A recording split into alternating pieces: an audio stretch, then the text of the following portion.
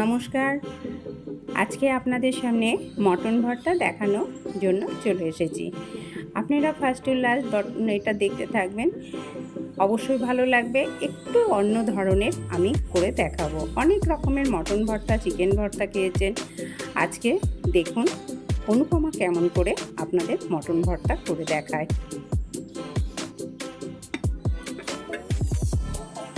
এখানে 500 মটন নিয়ে এসেছি,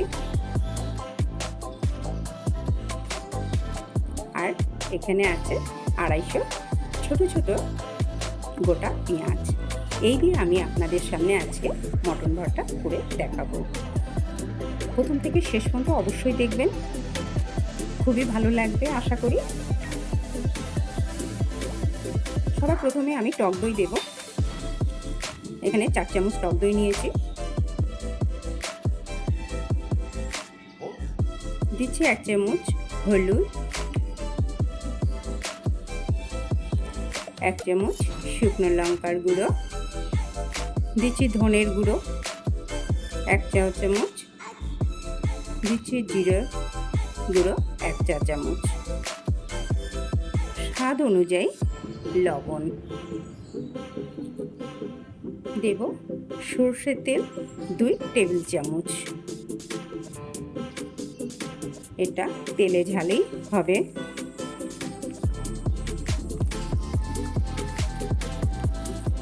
এটা আমি ম্যারিনেট করে আধ ঘন্টা রেখে দেব, যেহেতু এটা মটনটাকে কিমা করে আনা হয়েছে।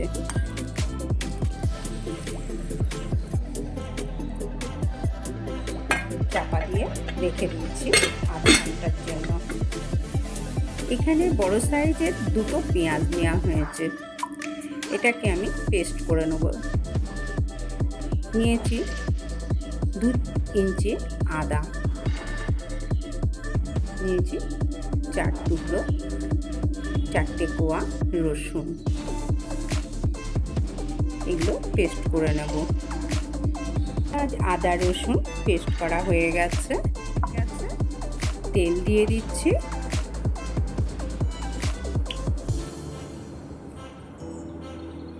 তেলটা আমি এখন একটু বেশি দিয়েছি। তেলটা ভালোভাবে গরম হয়ে গেলে আমি গোটা পেঁয়াজগুলোকে ভেজে নেব। তেলটা ভালোভাবে গরম হয়ে গেছে, গোটা পেঁয়াজগুলো দিয়ে দিচ্ছি।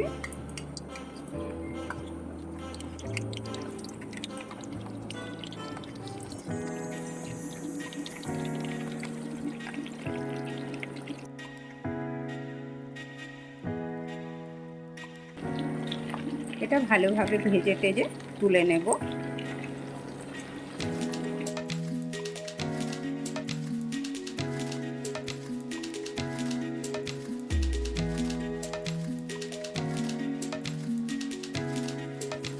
এই একই তেলে আমি দারচিনি, 3টে এলাচ, 3টে শুকনো লঙ্কা ফোড়ন দিয়ে নিলাম। এবার পেঁয়াজ রসুন আদা পেস্টটা তেলে দিয়ে দিচ্ছি।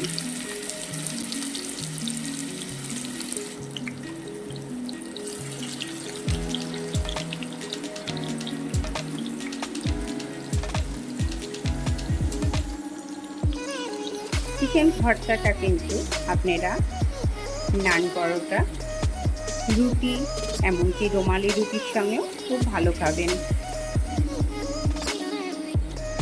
আমি যেভাবে করছি অবশ্যই একবার ট্রাই করবেন, করে জানাবেন কেমন খেলেন। কমেন্ট বক্সে কমেন্ট করবেন, লাইক করবেন, শেয়ার করবেন এবং সাবস্ক্রাইব করতে ভুল করবেন না। দেব সামান্য জিরের গুঁড়ো। আমি যত গুঁড়ো মশলা ব্যবহার করি সব আমি নিজে হাতে তৈরি করে ব্যবহার করি, আপনারাও পারলে করবেন।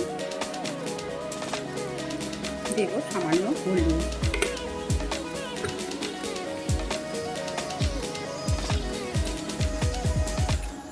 এই যে শুকনো লঙ্কার গুঁড়ো, এটাও কিন্তু আমি নিজে করে রেখে দিয়েছি সব। আর স্বাদ মতো নুন।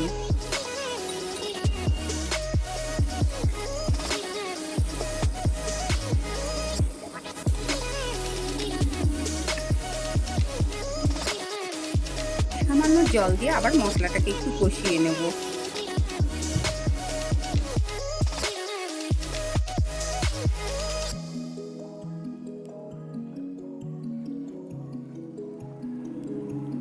মটনটা আধ ঘন্টা ম্যারিনেট করে রেখেছিলাম, এটা আমি কড়াইতে দিয়ে দেব। খুব সুন্দরভাবে তেল ছেড়ে দিয়েছে।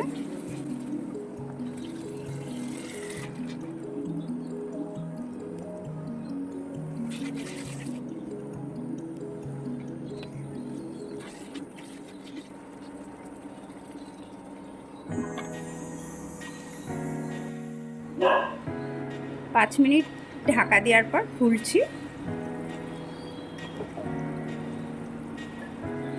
এবার ভালোভাবে আবার একটু কষিয়ে নেব।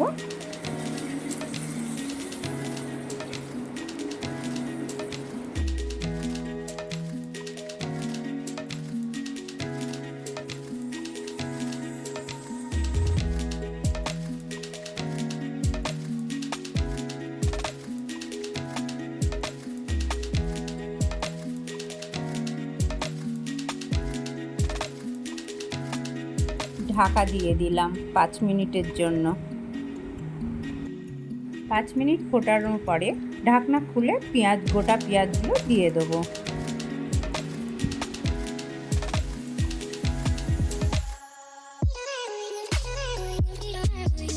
পেঁয়াজগুলো দিয়েও আবার 5 মিনিটের জন্য ওটাকে রান্না করে নেব। 5 মিনিট হয়ে গেছে।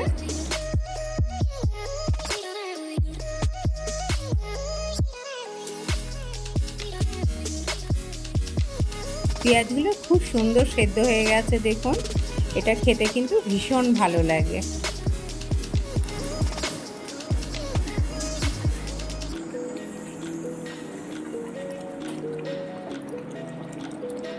আমার মটন ভর্তা প্রায় রেডি হয়ে এসছে। আর একটুখানি হতে বাকি আছে।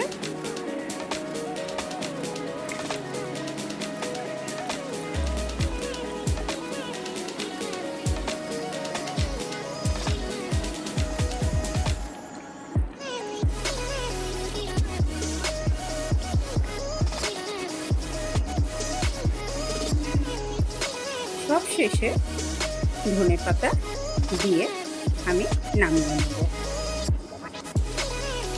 তৈরি হয়ে গেল মটনের ভর্তা। আপনারা কে কোথা থেকে দেখছেন অবশ্যই লাইক, কমেন্ট, সাবস্ক্রাইব করতে ভুল করবেন না। আর বেল বাটনটা অবশ্যই ক্লিক করে দেবেন। অনুপমার এই যে নতুন নতুন রেসিপি অবশ্যই আগে আগে পেয়ে যাবেন আপনারা। আর ফেসবুক চ্যানেলটি ফলো করবেন।